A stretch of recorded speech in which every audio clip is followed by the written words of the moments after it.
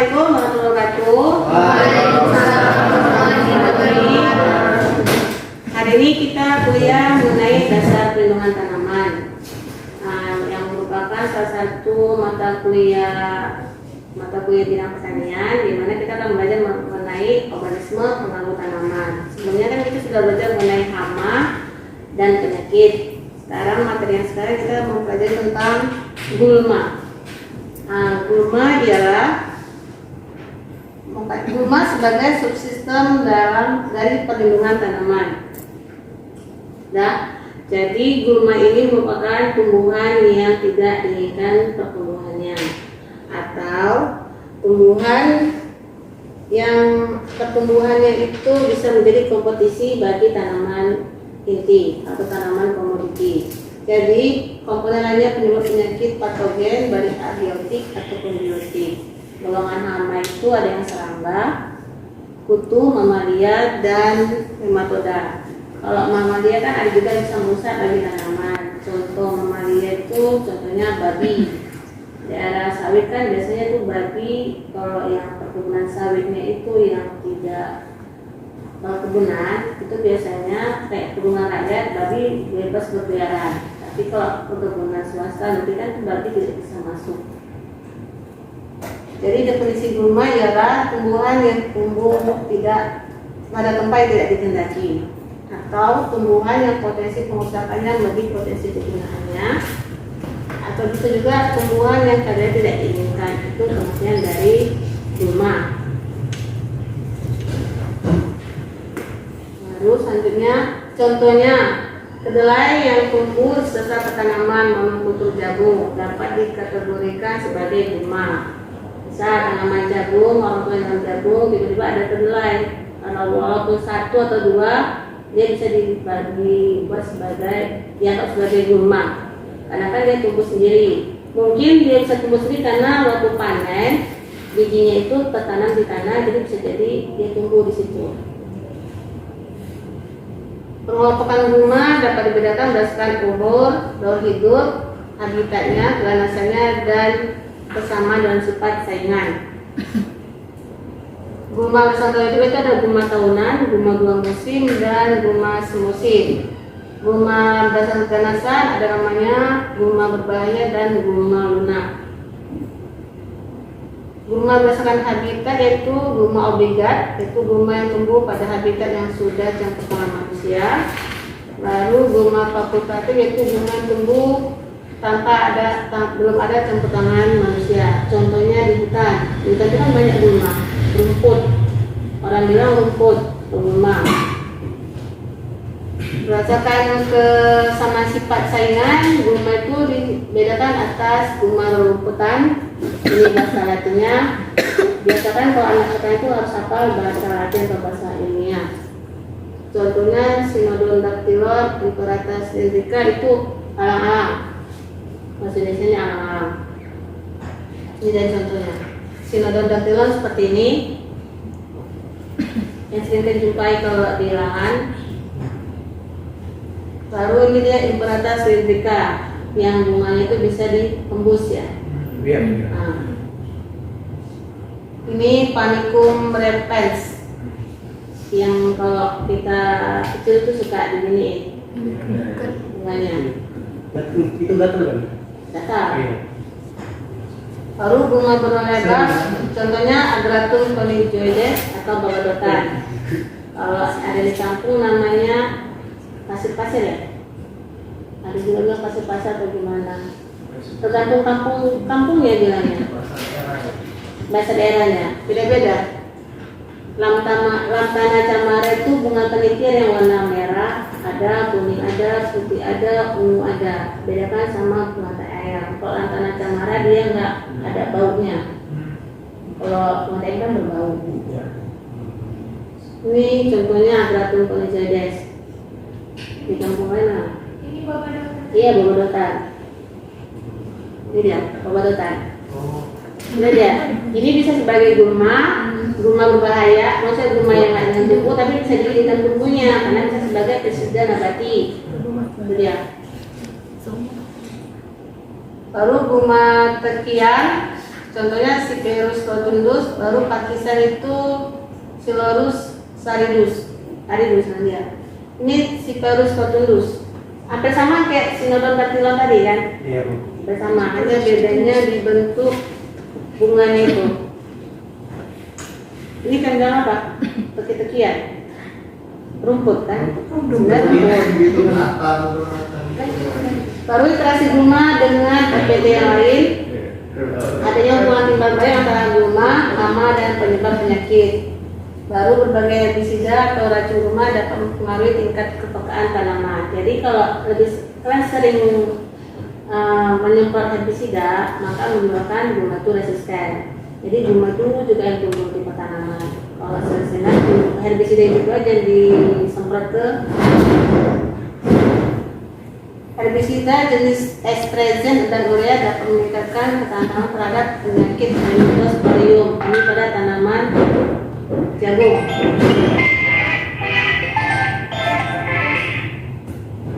Baru herbisida golongan karbamat dapat meningkatkan kepekaan tanaman terhadap patogen dengan jalan menghilangkan lapisan lilin pada daun.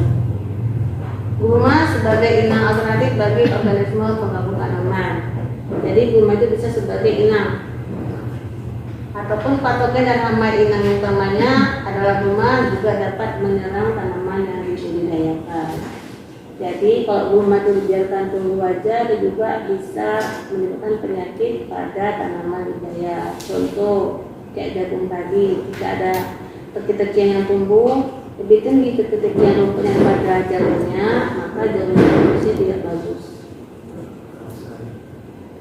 Ini penyakit pada sugar mosaic virus. Ini yang menampilkan YouTube, bisa ya, ada video yang menampilkan, bisa tampilkan ya.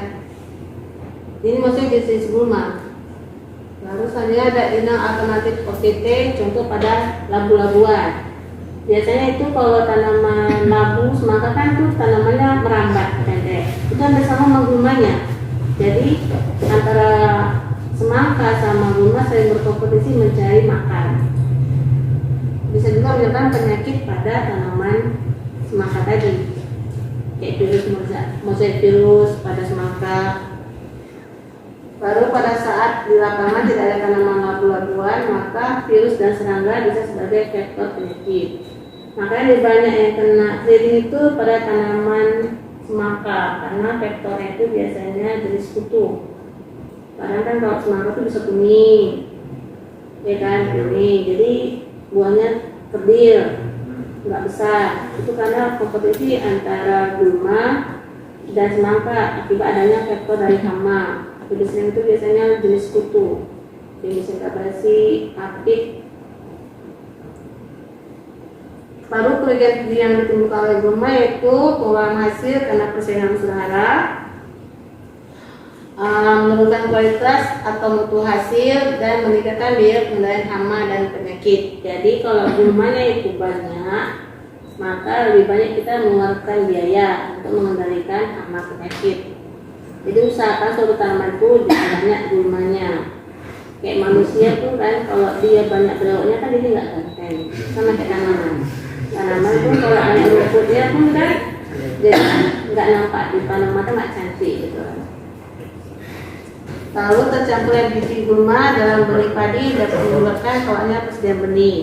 Kadang padi itu kayak model tadi Sinodon Dactylon, yang bunganya itu bisa tertanam dalam benih terbawa oleh benih, kemungkinan bisa menyebabkan gulma itu bisa terbawa benih, jadi dia menyebabkan resisten pada benih tersebut.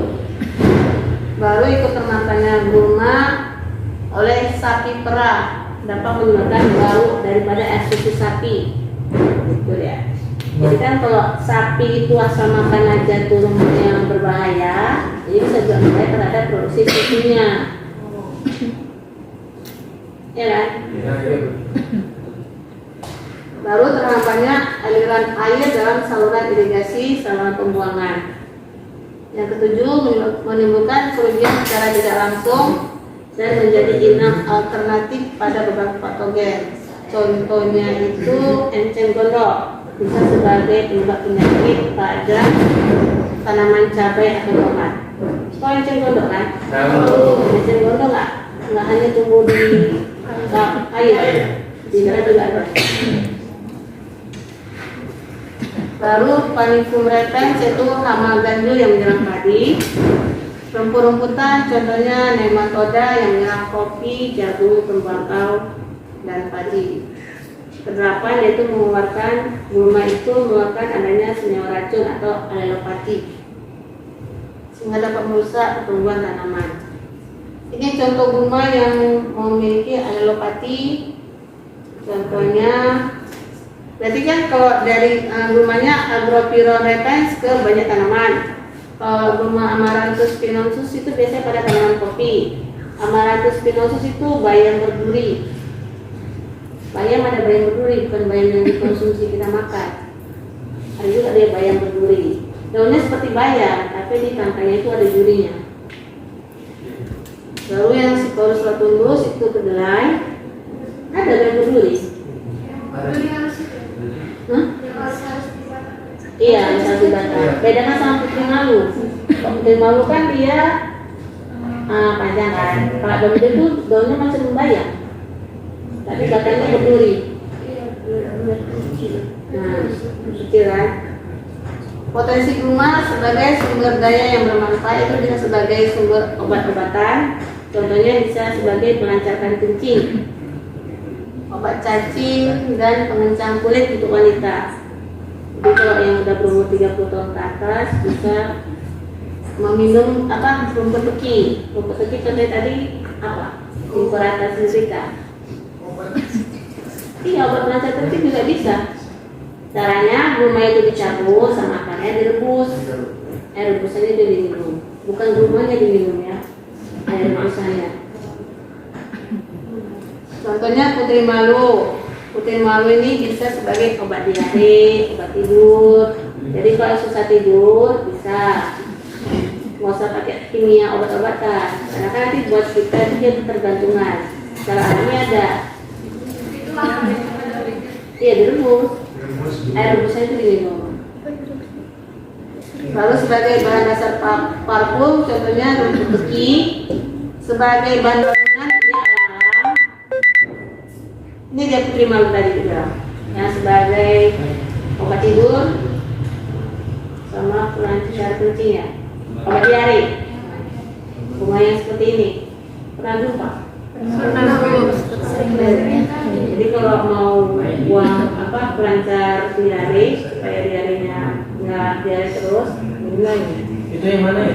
Iya, dia diare semua.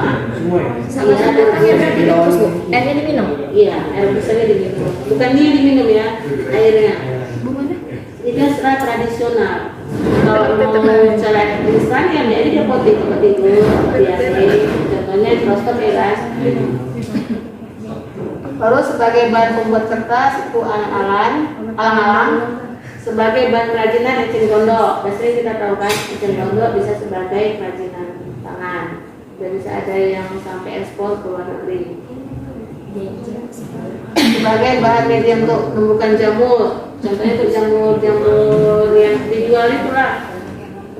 Biasanya itu pakai, ada yang pakai kelapa sawit, ada juga pakai eceng gondok untuk tempat tumbuhnya jamur crispy, jamur tiram. Itu dia. Baru sebagai penghasil biogas dan juga sebagai bahan pembuatan pupuk organik.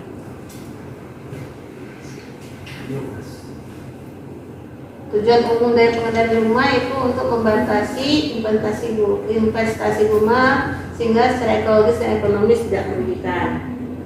Tujuan khusus yaitu tadi habitat gulma dan komoditas yang dihasilkan. Tujuan pengendalian gulma menghindarkan terjadi persaingan dengan tanam pokok, memberantas gulma yang mengeluarkan zat alelopati. Tadi kan dari bilang yang punya zat alelopati, contohnya Imperata silica, putri malu, Pseudomonas itu harus diberantas karena kalau dia berkembang biak tidak baik untuk pertumbuhan dari tanaman. Memudahkan pengumpulan hasil, misalnya bondolan sawit, bondolan kopi, sama bondolan buah kelapa. Jadi kalau kita panen sawit, kalau banyak gulma di bawah itu, jadi kan nggak terkumpul maksimal buah sawit itu. Karena kalau kita panen kan pasti jatuh kan, nggak utuh dia. Jadi kalau gulmanya banyak, ya hasilnya nggak terkumpul semua, ditambah memakan waktu. Memudahkan pengawasan atau kontrol pengolahan kebun dan mempermudah pemupukan. Gulma dapat dikendalikan dengan tindakan preventif, yaitu dalam pembukaan lahan baru gulma asli sehingga mudah dikendalikan dengan gulma-gulma yang datang. Preventif itu lebih kepada cara kita melindungi tanaman itu dari gulma. Baru pengendalian preventif dapat dilakukan dengan peraturan perundang-undangan oleh Balai Karantina. Dan biasanya dari karantina itu ada undang-undang itu bagaimana mengendalikan gulma, hama, dan penyakit.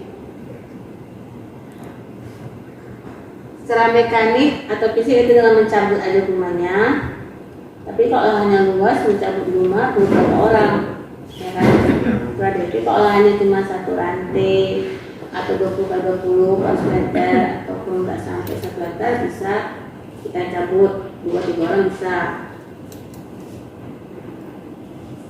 Pemakaian panas dalam bentuk uap fungsinya untuk mematikan biji gulma pada bedengan persemaian. Penggunaan api biasanya tidak menimbulkan residu. Misalnya ada juga beberapa kebun sawit itu gulmanya itu cuma dibakar aja supaya gampang kan, gulma yang udah kering dibakar. Penggunaan api dapat mematikan hama dan penyakit, tetapi dapat menimbulkan kebakaran kalau enggak diawasi. Makanya kadang orang yang buka lahan baru kan supaya gampang dia dibakar kan.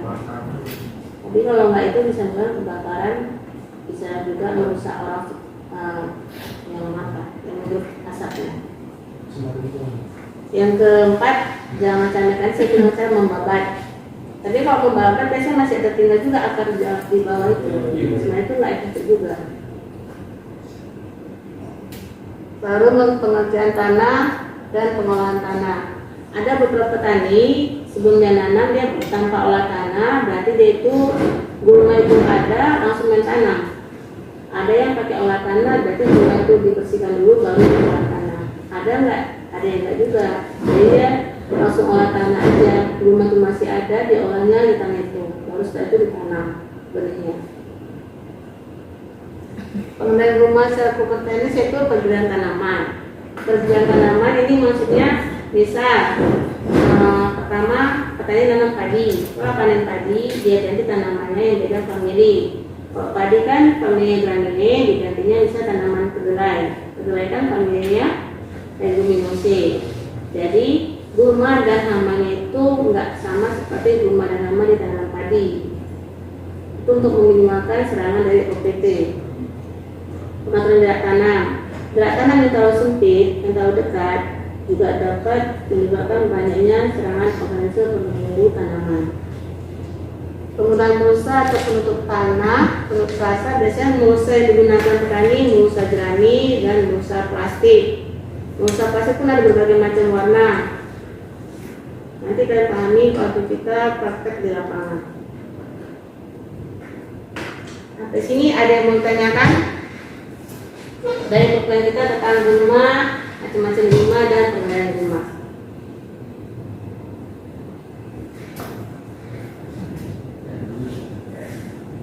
Bu, Ya. Leopard itu mengeluarkan zat apa? Zat racun.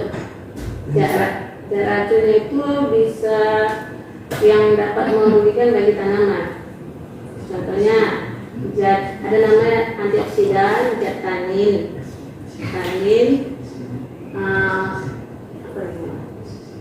zat tanin, saponin, itu dia. Itu bisa menyebabkan hama dan penyakit itu tidak menyerang, tapi juga bisa merugikan bagi tanaman komoditi. Dia merupakan zat itu bisa melalui bunganya, daun atau batangnya.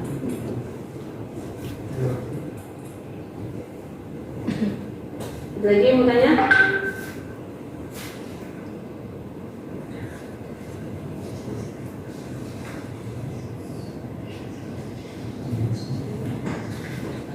Udah cukup jelas bantu ya Ibu? Ya, Bu.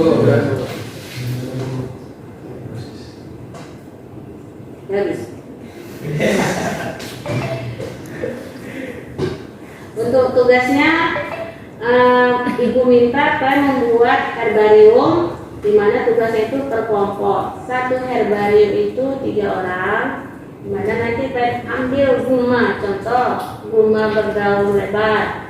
Misalnya diambil dari akar sampai dengan daunnya, baru layukan. Bisa layukannya dengan pakai buku besar, dilimpa dia supaya layu, atau dibiarkannya gitu. Setelah itu buat herbarium dengan cara dia dilemkan ke dalam kertas jeruk, baru dilaminating. Tugasnya per kelompok, satu kelompok 3 orang. Berbagai, tapi nggak boleh sama rumahnya berbeda-beda. Boleh, misalnya kelompok yang sini gulmanya cuma 4 kalung, yang sini agratur, bisa. Gitu. Tugasnya kita kumpul di depan. Kalau ada yang tanya tentang tugas, Jelas, Bu. jelas tugasnya. Jelas, Bu. Karena tugas itu merupakan tambahan dari nilai kalian. Misal uang sekolah nilainya di bawah 60, itu tambahkan dari 3. Jadi kalau yang tidak mengerjakan tugas dan absennya di bawah 70%, jangan harap bisa lulus mata kuliah itu. Jika tidak ada yang bertanya, boleh sampai di sini. Assalamualaikum warahmatullahi wabarakatuh.